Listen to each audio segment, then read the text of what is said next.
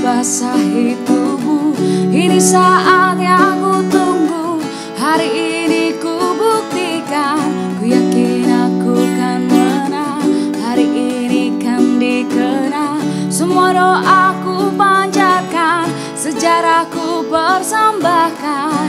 Terus fokus satu titik, hanya itu, titik itu. Tetap fokus kita kejar, lampaui batas. Terus fokus satu titik, hanya itu, titik itu.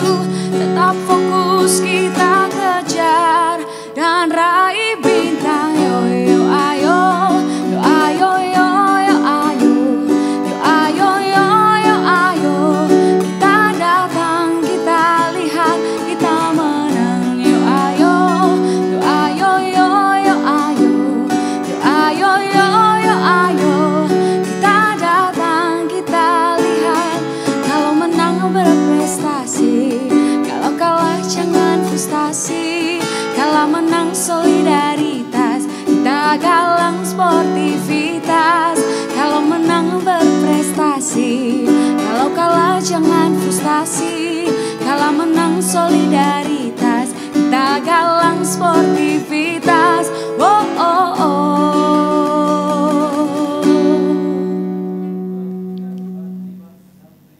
Halo, selamat pagi para pecinta olahraga, khususnya para pemirsa TVRI Sport. Bagaimana kabarnya? Semoga selalu sehat, tetap semangat di pagi hari ini.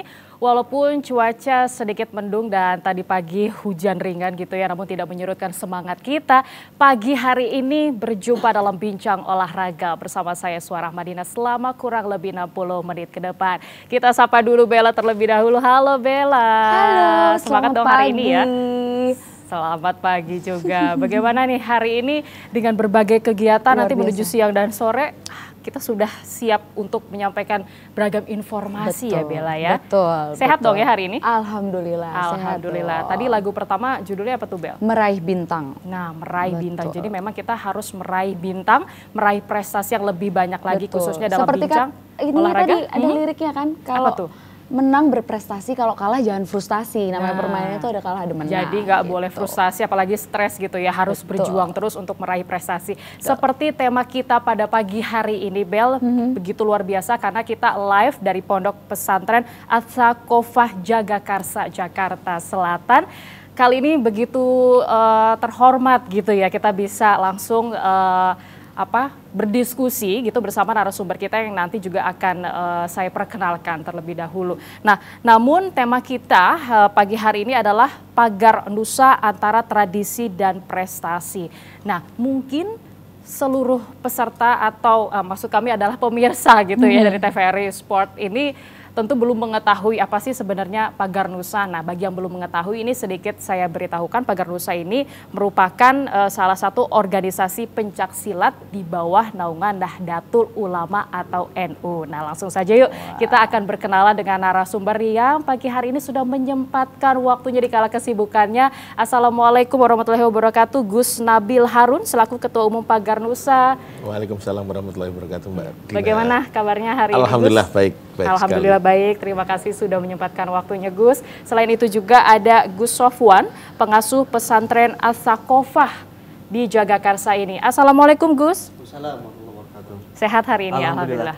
Baik, terima kasih. Dan juga ini kalau kita terkait dengan prestasi, tentu siapa sih ada orang di belakangnya Bella? Tentu ada atlet-atlet yang berprestasi yang memang sudah berjuang demi membanggakan Indonesia. Nah, salah satunya yang hadir di pagi hari ini sudah ada Aska Abdirrohman Nur Saifi, atlet dari organisasi pencak silat yang ada di Pagar Nusa. Halo Aska, Assalamualaikum. Waalaikumsalam warahmatullahi wabarakatuh. Baik, terima kasih Aska ini sudah menyempatkan waktunya dan juga ada pelatih yang ada di Pagar Nusa ini yaitu Anissa Restika Maris Putri. Halo Coach Anissa panggilannya? Iya. Oke, sehat ya hari ini ya? Alhamdulillah sehat. Terima kasih, nanti kita akan ngobrol lebih banyak dalam bincang olahraga, namun usai jeda ya Bella. Jadi jangan kemana-mana, tetaplah bersama kami di Bincang Olahraga. Tetes air mata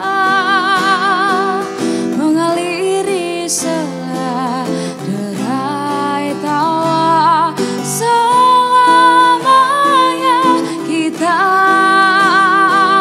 takkan berhenti mengejar matahari.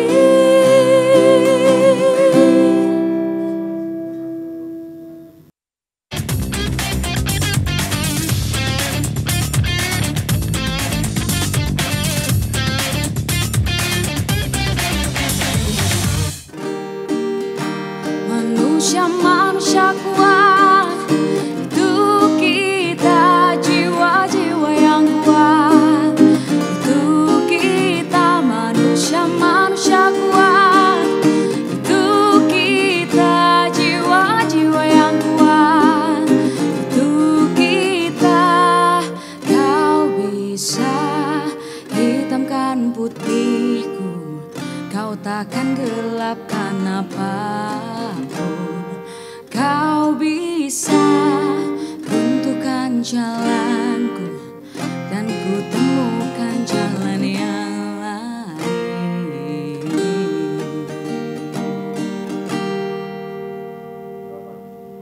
Terima kasih Anda masih bersama kami setia tentunya dalam Bincang Olahraga TVRI Sport, dan kali ini kita akan membahas terkait dengan Pagar Nusa antara tradisi dan prestasi. Langsung saja kita akan tanyakan kepada Gus Nabil. Gus Nabil, ini memang kalau tentang organisasi Pagar Nusa ini kan bukan hanya fokus di Indonesia atau di beberapa daerah saja, tapi juga ternyata sudah mendunia di beberapa negara luar. Mungkin belum semua masyarakat mengetahui bagaimana sih sebenarnya sejarah awal berdirinya Pagar Nusa ini di Indonesia.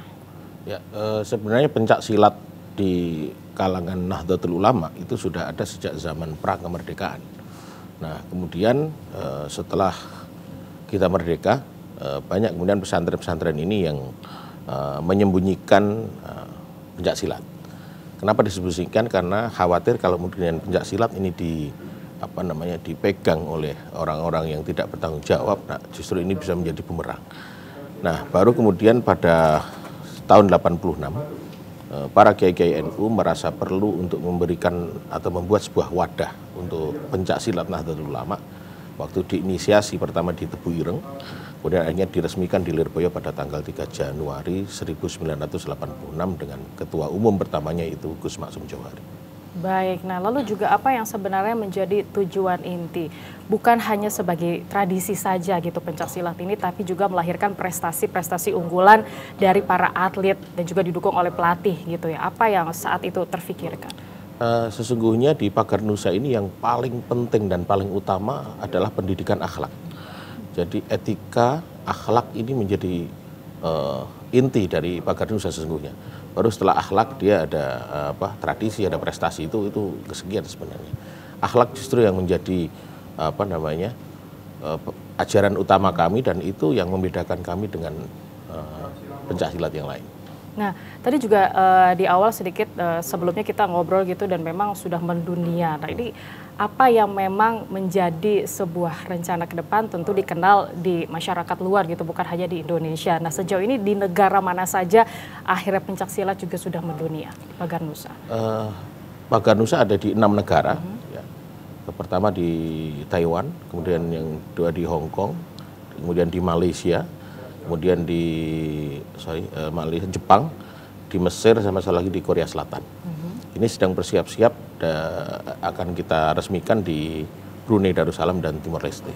sedang bersiap-siap. Gitu. Nah, ini keren banget ya Bel ya. Jadi organisasi pencak silat bukan hanya dikenal di Indonesia tapi juga dikenalkan di dunia luar. Sebenarnya tadi balik lagi untuk bisa karakter diri gitu ya Pak ya. Akhlak yang baik ini nampaknya harus benar-benar dibutuhkan gitu untuk suatu fondasi ya Dina ya. Suatu fondasi untuk bisa melahirkan prestasi gitu ya di dalam cabang olahraga, salah satunya adalah pencak silat ini. Nah, saya ingin ke Gus Sofwan gitu. Gus Sofwan, ini kan selaku pengasuh pesantren dari As-Saqqofah ini tentu tidak mudah untuk bisa memberikan yang terbaik bagi para murid gitu ya, ataupun juga para atlet yang memang sudah banyak sekali ada atau hadir di pondok pesantren ini. Namun awal mula bisa disampaikan sejarah sejak tahun berapa sih sebenarnya Pagar Nusa ini hadir di Ponpes As-Saqqofah ini? Baik, Pagar Nusa di As-Saqqofah ini ada sejak berdiri pondok ini ya tahun 2013 ya, karena baru tahun itu berdiri, jadi sekalian ada ekstrakurikuler pencak silat Pagar Nusa ini. Mulai sejak awal berdiri langsung ada ekstrakurikuler Pagar Nusa itu di sini. Oke, apa yang mungkin menjadi tujuan gitu selain tadi yang disampaikan oleh Gus Nabil juga memberikan ilmu akhlak yang baik. Namun dari sisi kepengurusan Ponpes di As-Saqqofah ini apa yang saat itu terfikirkan? Karena memang pertama alasannya Pagar Nusa itu kan kedekatan emosional pesantren ya. Waktu itu kan pendirinya Kiai Said Akil Siraj kan ketua PBNU. Lalu apa namanya pencak silat yang memang dinaungi resmi dari PBNU kan Pagar Nusa. Akhirnya kita apa namanya mengadakan ekstrakurikuler Pagar Nusa ini. Yang kedua tentu ya samalah karena Pagar Nusa ini sifatnya olahraga. Nah, maka yang kedua yaitu ke fisik agar apa ya walaupun di pesantren tapi fisik tetap terjaga gitu. Terutama mungkin mulai kelas-kelas awal ya, kelas 7 atau kelas 1 SMP atau dan 1 SMA itu harus mengikuti agar fisik menjadi perhatian baik lah bagi para santri di sini sebenarnya itu. Nah, ini kan juga memang bukan hanya untuk santri tapi santriwati juga gitu ya. Iya, betul. Boleh betul, kan ya. Nah, betul. Namun bagaimana sih sebenarnya awal mula antusiasme para santri dan santriwati yang ada di sini gitu saat mereka melihat, karena khususnya kalau nanti kita ngobrol sama Aska kan lebih ke santri tentu untuk perlindungan diri mereka. Betul. Namun bukan hanya laki-laki saja tapi perempuan juga butuh untuk perlindungan diri. Nah, namun apa saat itu yang menjadi antusias mereka untuk mengikuti pencak silat di sini? Ekskul Pagar Nusa ini di As-Saqqofah nomor 1, nomor 1 paling banyak pesertanya itu Pagar Nusa ini. Baik. Jadi karena memang ditunjang oleh pertama kurikulum yang berjenjang yang baik ya. Dan peminatnya juga banyak sehingga itu banyak menarik minat para santri baik putra ataupun putri itu banyak yang ikut dan juga sering mengikuti kejuaraan-kejuaraan itu menjadi daya tarik tersendiri dan alhamdulillah mungkin nanti dengan Azka banyak sering menang gitu lah. Menjadi daya tariknya itu. Menjadi daya tarik. Oke, Nabel mau tanya langsung nih sama Azka atau coachnya nih mau yang mana? Atau mau latihan juga nanti ikutan? Ini sih Bella penasaran banget sama coachnya ya. Kan masih muda banget. Terus biasanya kan kalau terlihat muda, berapa umurnya coach? berapa umurnya? 27. 27 masih muda dong ya kan. Terus kayak masih muda tapi dia sudah jadi coach gitu. Awal mulanya tuh seperti apa sih Coach Nisa? Oh iya, jadi saya mulai awal mula dari Pagar Nusa itu dari tahun 2014. Oke. Seperti itu, iya. 2014. 2014, kemudian itu kan waktu itu pada masa kuliah ya. Jadi ikut organisasi Pagar Nusa karena tertarik. Sepertinya ini bisa nih untuk berprestasi. Awal mula karena ingin berprestasi di situ. Dan akhirnya lama-kelamaan juga mengikuti selain dari itu kan selain berprestasi juga diajarkan apa itu organisasi, kemudian kepelatihannya seperti apa. Yang diajarkan juga bukan hanya kepelatihan fisik aja, tapi juga mengajarkan bagaimana cara kita merawat dan menjaga Ahlus Sunnah wal Jamaah seperti itu, dan juga menjaga akhlakul karimah seperti itu. Berarti tapi dari awal memang peserta dulu kan, maksudnya kayak ikut jadi aja atlet gitu dulu kan? ya. Jadi dulu gitu kan. Belum sih, jadi peserta dulu, baru kemudian dia bertahap. Wow, sekarang sudah jadi coach luar biasa. Keren banget ya. Nah, memang dibutuh untuk pelatihan yang baik gitu untuk mencapai menjadi sebuah nama coach gitu. Tidak mudah gitu, Bel. Nah, ini biasanya kita juga kehadiran atlet dari Pagar Nusa yaitu Aska. Nah, Aska boleh disampaikan juga nggak sih awal mula kenapa sih kamu pengen banget ikut ke cabang pencak silat ini khususnya di Pagar Nusa? Pertama, saya pengen ikut Pagar Nusa itu karena melihat kakak saya yang sudah duluan mengikuti Pagar Nusa. Jadi awalnya itu hanya sekedar ikut-ikutan. Terus kemudian masuk mengikuti Pagar Nusa dan saya benar-benar diajarkan apa niat yang benar untuk mengikuti Pagar Nusa itu seperti apa. Terus kemudian yang diajarkan itulah yang saya tanamkan sampai sekarang di dalam diri saya, seperti itu. Berarti awal mula itu dari umur berapa atau pada saat udah masuk sekolah di Ponpes ini? Pertama kali saya ikut umur 12 tahun, kelas 7 SMP di sini. Oke, berarti memang dimulai dari awal mula sekolah di sini ya? Iya. Baik, nanti kita juga akan bahas seperti apa sih kejuaraan yang sudah pernah diikuti Aska dan juga pembinaan perkembangan Pagar Nusa di Indonesia, khususnya di Ponpes As-Saqofah kali ini. Namun usai jeda jangan kemana-mana, tetaplah bersama kami di Bincang Olahraga. Satu nusa, satu bangsa, satu bahasa kita, tanah air pasti jaya untuk selama-lamanya. Indonesia pusaka, Indonesia tercinta, nusa bangsa dan bahasa kita bela bersama.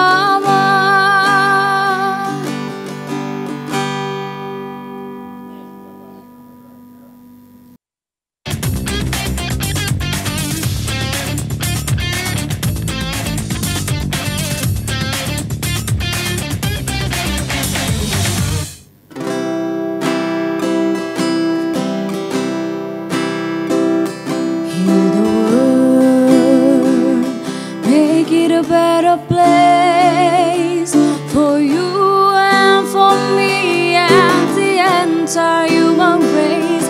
There are people dying. If you care enough for the living, make a better place for you and for me.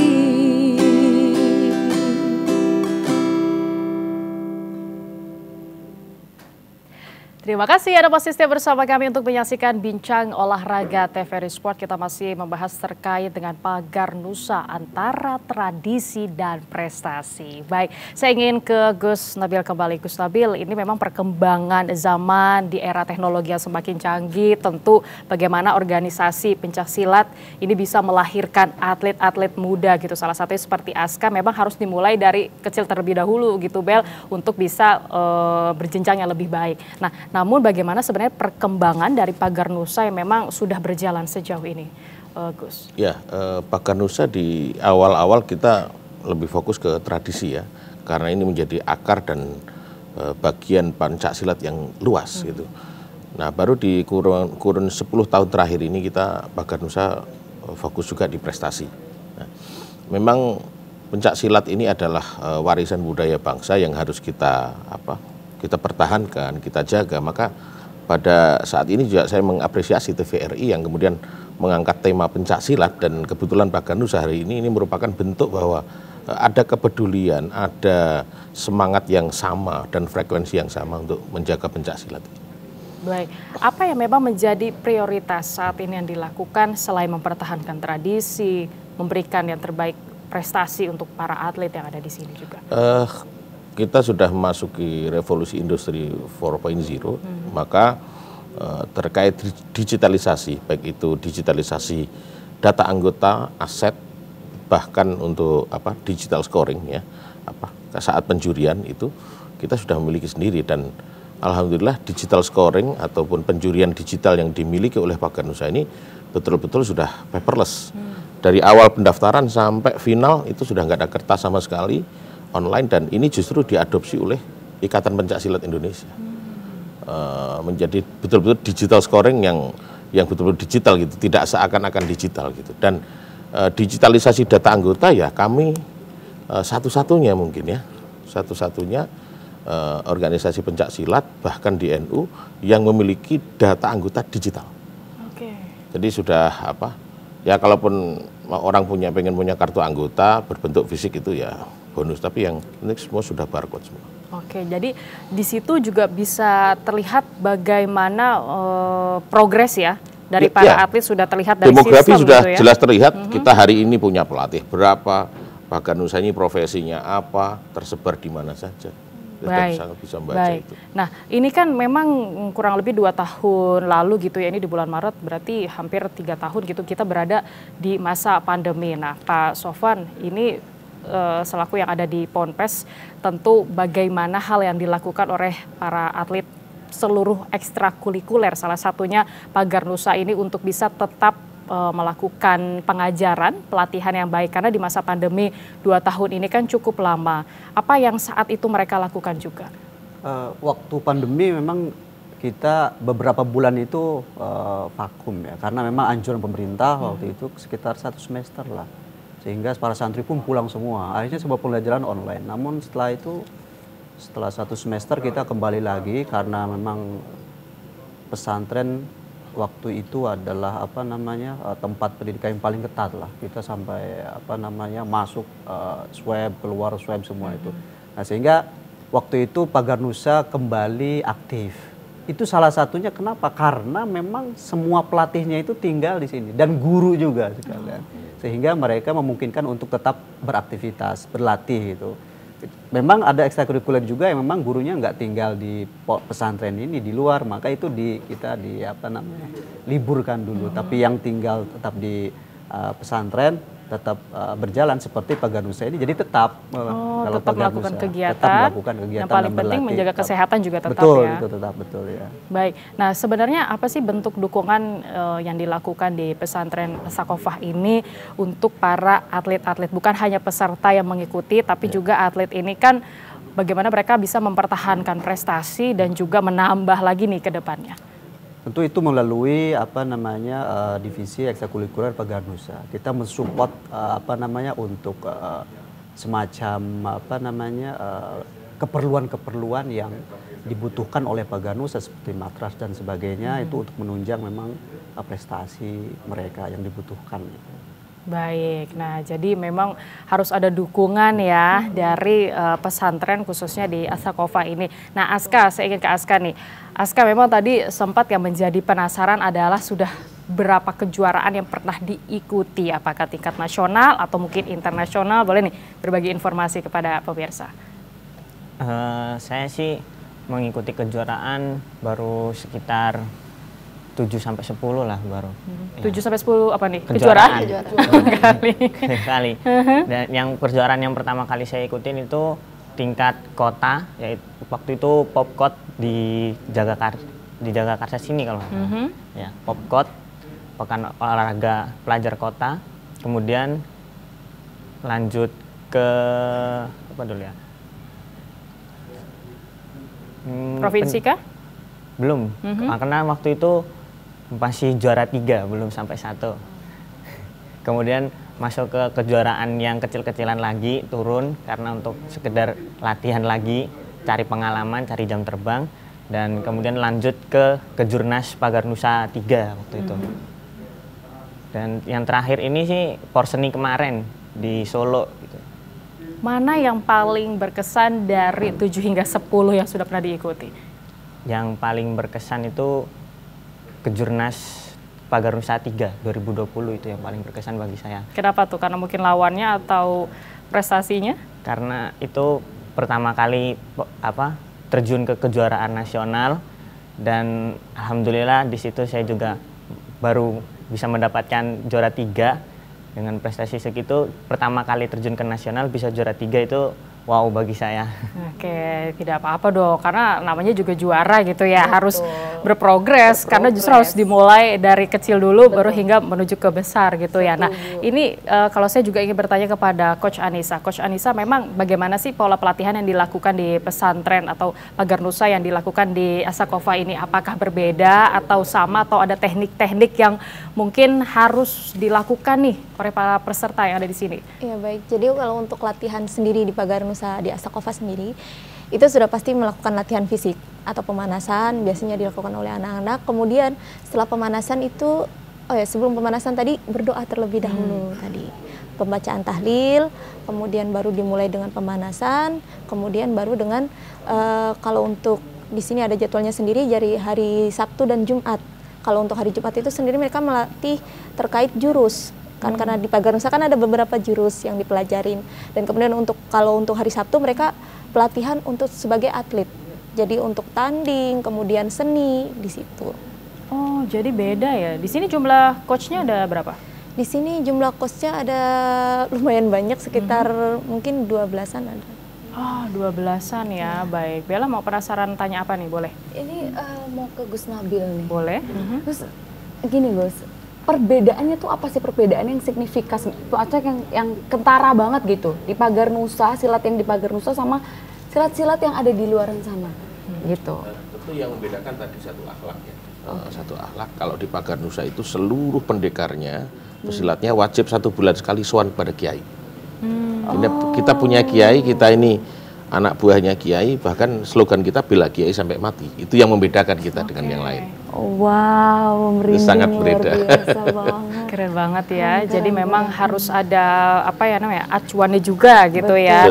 Dan memang balik lagi semua itu semangat harus harus ada keinginan. Apa sih sebenarnya punya tujuan hidupnya seperti apa sih gitu yang memang harus dilakukan. Nah, tapi Gus, ini kan pembinaan juga tidak lepas dilakukan ya, khususnya di Asakofah ini. Tapi kalau di Asakofah kita tanya ke Pak Sofwan gitu. Tapi kalau di Pagar Nusa, pembinaan yang dilakukan untuk menghadirkan bibit-bibit baru, bukan hanya fokus di sebagai santri atau santriwati saja, tapi juga yang umum kan setidaknya juga ingin gitu, berkeinginan untuk ikut pencak silat di sini. Seperti apa?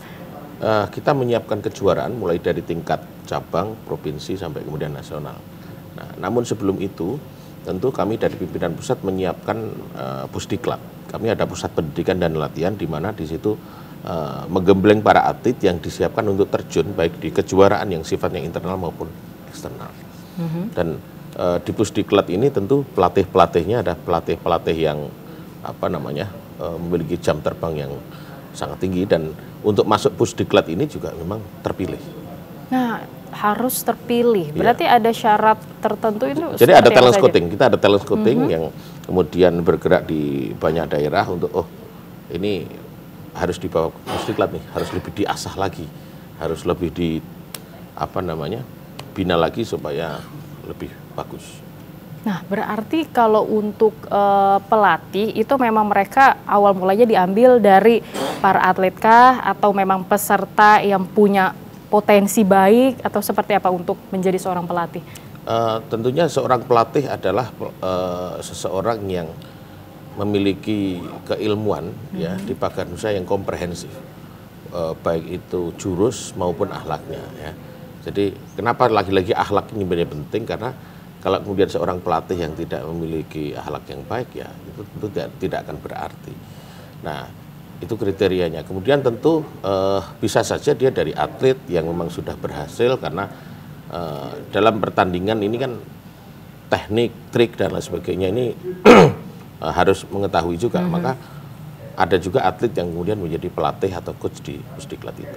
Nah, ini juga Bella, saya ingin ke Gus Sofwan yang memang juga punya program-program khususkah untuk bisa melakukan pembinaan yang terfokus di Asakofah ini. Apa yang dilakukan seluruh pengurus untuk bisa mengembangkan kembali pencak silat Pagar Nusa di Ponpes ini? Yang pertama tentu melalui kurikulum yang terstruktur. Yang pertama itu, dan memang Pagar Nusa ini sejak awal kurikulumnya sangat terstruktur dari tingkat bawah sampai ke pelatihan itu sudah dalam tanda petik terbukukan dengan baik, sehingga pengajaran atau pelatihan Pagar Nusa ini sangat terukur dan sistematis, sangat bagus. Seperti tadi sama Coach Andisa disampaikan bahwa kalau jenjang pertama bagaimana, yang baru itu kelas 7 SMP dan kelas 10 SMA itu pelatihannya tentu akan berbeda dengan yang lebih lama. Pertama itu. Yang kedua memang ditunjang oleh alat-alat ataupun alat peraga penunjangnya itu kita alhamdulillah lah sudah sangat lengkap gitu. Sudah sangat lengkap. Dan memang sampai-sampai walaupun tadi disampaikan kalau latihan itu hanya Jumat dan Sabtu, itu kadang para peserta Paganusa sendiri itu malam minggu setelah kegiatan di sini sekitar jam 9, setengah 10 itu latihan sendiri. Masih tetap sendiri. ya. Jadi kayak semangatnya tinggi sekali ya di Paganusa ini. Seperti itu. Bahkan kalau ujian kenaikan tingkat dapat sabuk warna apa atau bed warna apa itu, yang saya juga sebenarnya baru tahu kok ada sampai di area perkuburan itu untuk mengambil sabuk gitu. Nah mungkin Gus nih yang lebih mengerti nih, bagaimana nih bisa ditambahkan nih Gus? Keras sekali. Ya ketika ujian kenaikan tingkat memang kita juga ingin mengukur mental, spiritual seorang santri kita itu sejauh mana ya. Kalau di makam itu mungkin masih biasa ya, nggak terlalu ekstrim-ekstrim amat gitu. Kalau hanya untuk mengambil bed strip yang akan dia peroleh untuk kenaikan tingkat nggak berani, ya udah nggak usah di Paganusa, cari tempat lain aja. Jadi kalau yang mentalnya masih penakut, cecek-cecek ya nggak masuk itu. Tapi sebenarnya apa yang menjadi tujuan selain untuk mental keberanian lah katakanlah ya, itu apa yang menjadi tujuan harus menuju ke tempat-tempat seperti itu? Itu kan salah satu tempat yang memang sulit ya. Secara umum juga kalau malam-malam mau datang ke tempat seperti itu juga berpikir dua kali kan. Kalau nggak punya semangat yang tinggi, nggak punya mental yang kuat ya, saya kira berpikir dua kali datang ke situ. Nah ini Aska juga salah satunya nggak? Boleh ditanya. Udah pernah diproses itu belum sih Aska?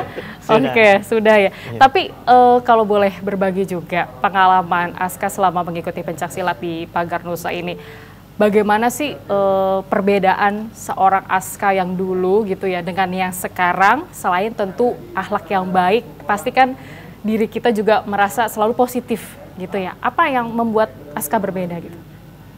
Yang membuat saya berbeda itu pertama dari mental, karena dulu saya nggak pernah berani untuk berdiri di depan banyak orang.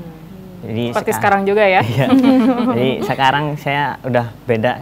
Jadi saya lebih berani karena ya jenjang semakin tinggi kan berarti kita harus mengamalkan ilmu kita juga. Jadi kita harus berani untuk mengamalkan ilmu kita ke adik-adik kelas kita, mengajarkan mereka seperti apa. Itu nomor satu. Nomor dua, secara fisik itu sudah berbeda jauh dari pertama saya masuk ke sini hingga sekarang. Itu sudah beda jauh dari segi fisik jasmaninya, lebih kuat lah dari awal-awal sini gitu. Berarti sekarang sudah kelas berapa? Saya baru lulus kemarin.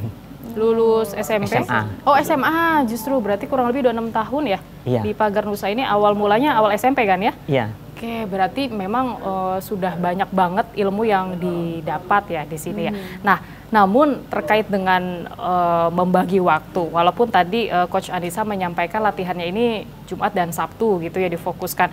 Bagaimana untuk seorang Aska apalagi sudah menjadi atlet gitu ya, mewakili daerah atau mewakili pesantren Asakofah gitu, membagi waktu antara akademi dan juga non akademi seperti pencaksilat. Bagaimana sih sejauh ini dilakukan Aska? Untuk membagi waktu, saya sebenarnya lebih menyesuaikan ke kegiatan pondok. Karena jika kan kita diajarkan yang wajib itu ya harus didahulukan, nggak boleh. Karena kan di sini Paganusa itu hanya ekskul, berarti kan sunnah. Berarti ya saya harus mewajibkan yang wajib-wajib dulu. Jadi saya mendahulukan akademiknya saya. Kemudian nanti kalau ada waktu yang kosong, waktu yang senggang, nah itu baru saya nanti latihan. Itu di luar jadwal ekskulnya sendiri gitu. Jadi kalau memang di luar jadwal ekskul saya ada waktu kosong, di situ saya baru menambah ilmu sendiri dengan ya bisa meminta ke teman-teman sendiri, bisa nanti minta ke pelatih-pelatih untuk menambah ilmu saya seperti itu. Jadi di luar jam-jam yang sudah ada lah kegiatan-kegiatannya. Makin terlihat jelas ya Bel. Paganusa ini beda dengan yang Iya, lain ya. iya. Karena atletnya semua tumbuh soleh gitu ya. Betul, Luar harus biasa, dimulai dari Masya soleh dan Allah. soleha gitu ya. Betul. Nah, tapi Coach Anissa ini memang seperti contoh Aska gitu ya, dari bagaimana perubahan mental mereka, perubahan physically gitu, dan juga bagaimana mereka bisa menyikapi kehidupan yang akan datang gitu. Itu juga pasti sudah ada gambaran lah oleh seorang Aska contohnya. Nah, apa yang memang selalu disampaikan selain latihan fisik gitu untuk prestasi bersaing dengan daerah-daerah ataupun negara-negara lain? Apa yang memang selalu disampaikan, kamu harus fokus A, B, C, D. Itu apa sih coach yang harus atlet atau peserta ini lakukan? Ya, jadi yang seperti saya bilang tadi, kalau di Pagar Nusa itu tidak hanya diajarkan fisik dan mental saja, tapi mereka juga diajarkan yang namanya bagaimana harus berperilaku terpuji, seperti bertutur kata yang baik, sopan terhadap sesama, seperti itu. Intinya menjaga akhlakul karimah kalau disebutnya seperti itu. Nah, lalu juga Bel, ini kan yang paling penting untuk menjaga akhlakul karimah gitu. Akhlak yang paling utama. Kalau akhlak sudah baik gitu, pasti yang dilakukan oleh mereka juga baik gitu ya. Betul. Tentu coach ini yang selalu mendampingi peserta dan juga atlet. Ada nggak sih larangan-larangan juga untuk para peserta yang ada di sini khususnya? Kalau untuk selama latihan, sebenarnya kalau untuk para atlet ada larangan tersendiri. Jadi mulai dari menjaga makanan, kemudian nggak boleh begadang atau segala macam, itu termasuk salah satu proses untuk mereka menjadi atlet yang berprestasi, seperti itu. Baik, berarti emang semua itu gimana ya, kita kalau Stamina-nya juga perlu ya ternyata disiplin. ya. ya itu benar, harus betul. disiplin, itu yang paling utama gitu. Apalagi kalau di pesantren juga ada hal-hal yang dilakukan ya Pak ya, untuk bagaimana mereka bisa ibadah dulu paginya, terus juga baru bersekolah, membagi waktu untuk yang non akademik seperti mengikuti ekskul. Salah satunya adalah pencaksilat di Pagar Nusa ini. Tapi Gus, ini kalau untuk kita membahas tentang yang berprestasi gitu ya, bukan hanya di awal dari tradisi, tentu ada berprestasi. Komitmen apa sih yang dilakukan dari pengurus juga yang ada di Pagar Nusa untuk bisa memberikan yang terbaik bagi para atlet? Bukan hanya mereka berhenti di titik kejuaraan saja, tapi juga untuk memberikan contoh nih kepada adik-adik ataupun rekan-rekan mereka nantinya. Ya, tentu tadi Mbak Dina sudah melihat bagaimana seorang aska saja bisa membagi prioritas waktu mana yang wajib didahulukan dan tidak. Artinya secara karakter dia sudah terlihat bagus, secara disiplin dia juga sudah terlihat. Nah, setelah menjadi atlet, setelah kemudian dia sudah mencapai puncak lah ibaratnya begitu. Nah, kami Pagar Nusa ini mendistribusikan kader-kader Pagar Nusa ini ke banyak tempat. Ada yang jadi tentara, ada yang jadi polisi, ada yang jadi pegawai negeri, dan di seluruh unsur yang ada ini kami menyiapkan itu distribusi kader, dan kami menawarkan kepada siapapun yang kemudian ingin bekerja sama dengan Pagar Nusa, ingin mengambil kader-kader Pagar Nusa yang tentunya keren-keren ini untuk masuk di tempat-tempat mereka, kami sangat terbuka untuk distribusi kader itu. Baik, nanti akan kita lanjutkan kembali masih terkait dengan Pagar Nusa antara tradisi dan prestasi, namun usai jeda tetaplah bersama kami di Bincang Olahraga. Di sana tempat lahir kita,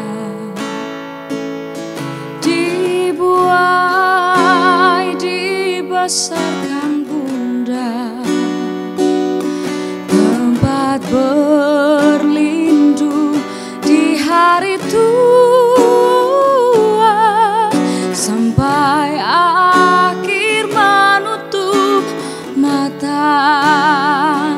Sampai akhir menutup mata.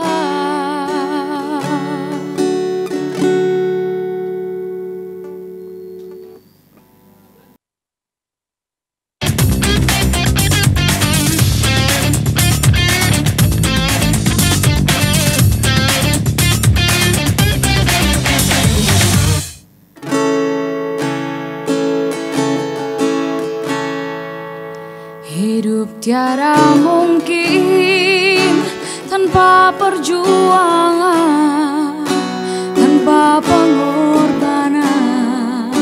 Mulia adanya, berpeganglah tangan, satu dalam cita demi masa depan Indonesia Jaya.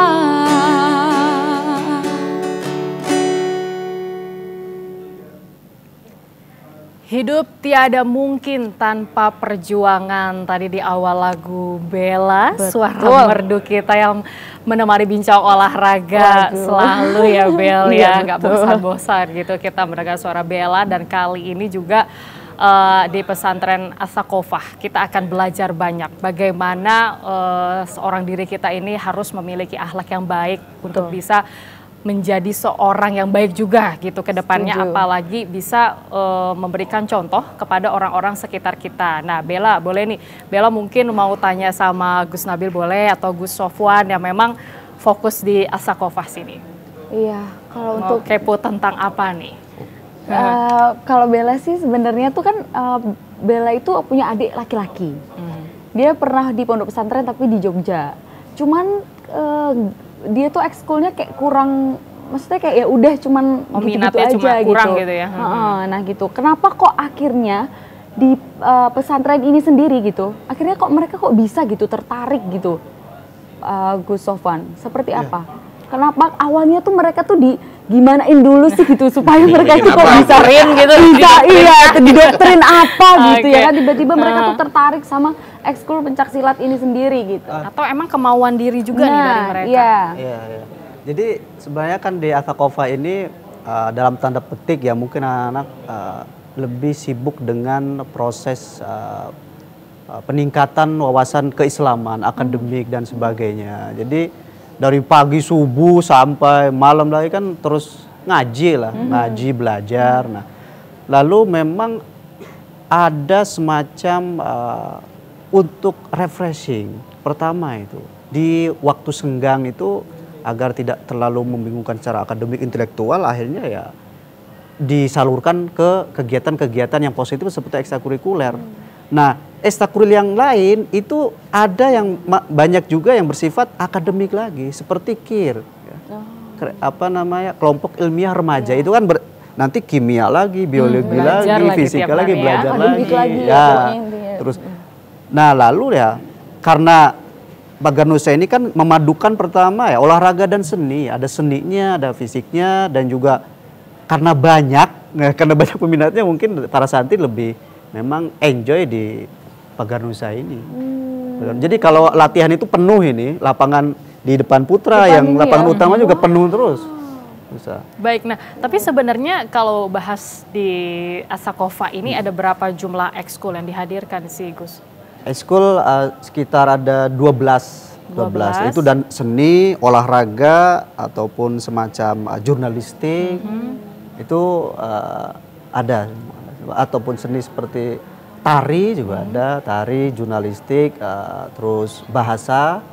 Itu. Nah itu sebenarnya tergantung dari kemauan mereka, Ya, tapi ya. sebenarnya Bel yang paling utama Pagar Nusa lah Pagar gitu, Nusa. yang mereka tetap minatnya banyak banget. Nah tadi benar juga disampaikan oleh Gus, semua harus berawal dari bagaimana pondasinya gitu ya. Kalau memang di pesantren As-Saqqofah ini memang sudah dimulai Pagar Nusa berdiri begitu lama dan memang peminatnya juga banyak, jadi ibaratnya turun temurun gitu ya Gus ya, untuk mereka bisa mencoba, setidaknya mencoba dulu untuk belajar pencaksilat di Pagar Nusa ini. Tapi Gus, kalau berbicara tentang prestasi yang sudah berjalan juga dari tradisi yang sebenarnya kalau di pesantren ini kan salah satu contoh bagaimana antusiasme mereka untuk bisa mencoba dulu pencaksilat yang ada di sini. Walaupun sebenarnya teknik mah sama aja gitu ya Gus ya. Tapi yang paling penting nih untuk mempertahankan dan juga menambah prestasi ke depannya untuk contoh Aska nih,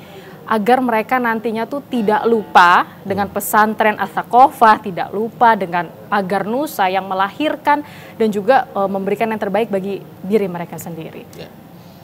Kalau di Pagar Nusa itu hampir bisa kami pastikan seluruh atletnya, seluruh pendekarnya, seluruh anggotanya tidak akan melupakan Pagar Nusa.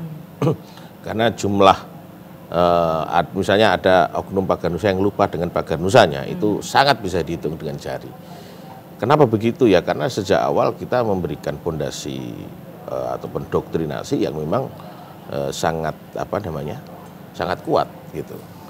Dan kemudian kalau tadi contoh di pesantren ini kenapa kemudian Pagar Nusa paling digemari, karena santri-santri yang baru itu bisa melihat oh senior-seniornya yang Paganusa mereka begini nih gitu kan. Keren mereka gitu. Secara akhlak baik, secara waktu bisa disiplin, secara karakter juga lebih kuat. Nah, itu kemudian akhirnya membuat junior-juniornya ini pengen ikut Paganusa. Jadi contoh itu menjadi paling utama.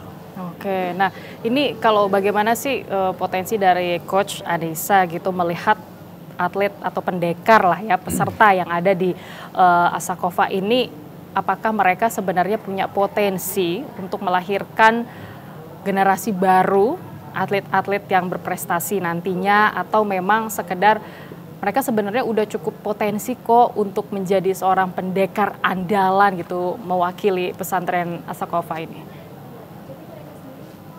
Sebelum masuk Asakova pun mereka sudah memiliki potensi-potensi untuk menjadi seorang atlet itu, karena mereka juga ternyata di sekolahan lamanya juga pernah mengikuti pencaksilat gitu, dan diasahnya ya di Asakova kayak gitu. Jadi emang potensi mereka itu benar-benar terlihat semenjak sebelum mereka masuk Asakova. Ditambah lagi mereka masuk Asakova, semakin diasah potensinya tersebut. Nah, mereka kan tempat yang pas gitu ya. Iya, jadi seperti itu. Oke, mereka kan juga harus bisa membagi waktu. Katakanlah tadi yang sebelumnya juga kita bahas. Ini apa yang sebenarnya menjadi motivasi seorang coach kepada para pendekar atau peserta yang ada di sini agar mereka juga terus semangat, tidak bolehlah, ya wajar sih sebenarnya up and down gitu ya, cuma pastikan mereka juga harus dibina, mereka juga harus diberi motivasi untuk berkembang lebih baik. Iya, jadi untuk para santri Paganusa ini, mereka tidak hanya digembleng secara mentalnya, tidak hanya secara mental maupun fisik, tapi juga ketika semisal selesai latihan itu mereka dinasihati untuk tetap semangat latihan seperti itu. Jadi nggak hanya susah-susahnya aja nih, mereka juga dikasih semangat untuk tetap latihan, proses kedepannya seperti apa, udah dikasih gambaran lah mau jadi apa kedepannya, itu mereka sudah dikasih gambaran. Makanya mereka di situ bersemangat untuk lebih bersemangat lagi latihan, besoknya latihan seperti itu. Oke, pencak silat ini kan juga ada nomor tanding dan juga seni gitu ya? Iya. Nah, kalau di sini sama dua-duanya atau bagaimana nomornya? Sama aja. Tanding dan seni tetap dilatih di sini. Oke, kalau Aska ini perwakilan dari? Seni. Oh, seni. Nah, apa sebenarnya yang menjadi kelebihan untuk nomor seni? Tidakkah ingin mencoba untuk nomor tanding gitu yang memang sebenarnya sama-sama kuat ya? Ya, battle punya langkah untuk berjuang gitu. Sebenarnya sama juga sih, dua-duanya berjuang. Cuma kan punya teknik yang berbeda gitu ya. Apa yang membuat kamu memilih di nomor seni? Karena seni itu menurut saya lebih menarik. Menariknya bukan hanya segi kita memamerkan kelebihan kita, tapi di seni itu bagaimana kita bisa melatih kepekaan kita terhadap sekitar gitu. Karena kan ketika kita lomba seni itu selain dari fisik kita yang harus kuat, kita juga harus menyesuaikan diri kita sama suasana di gelanggang, kemudian kita harus memberikan perform yang benar-benar maksimal, ngepasin waktu bahasanya gitu.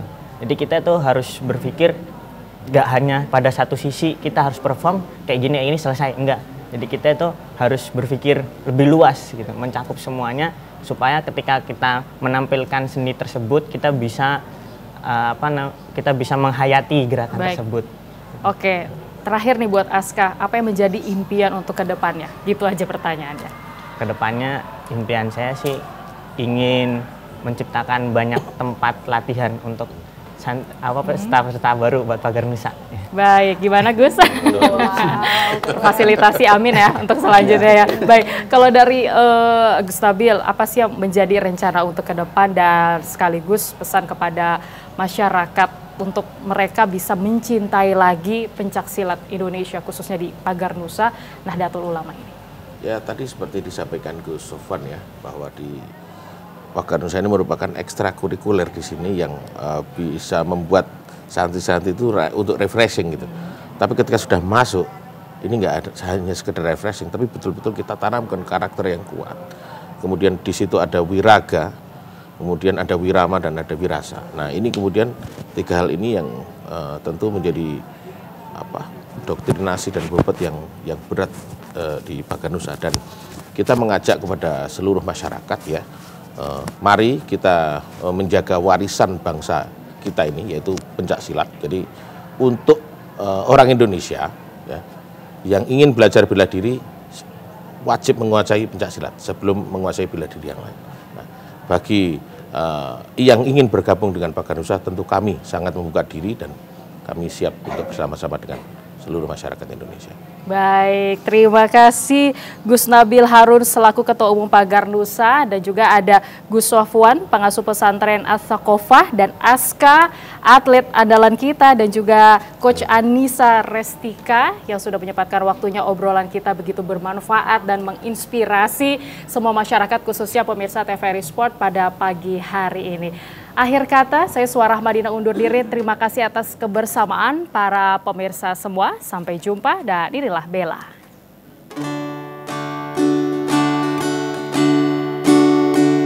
Kami patriot, kami ini patriot olahraga.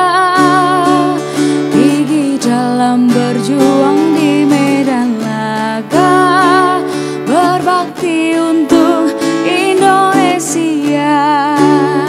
Kesetiaan adalah kebanggaanku, disiplin satu-satunya nafasku.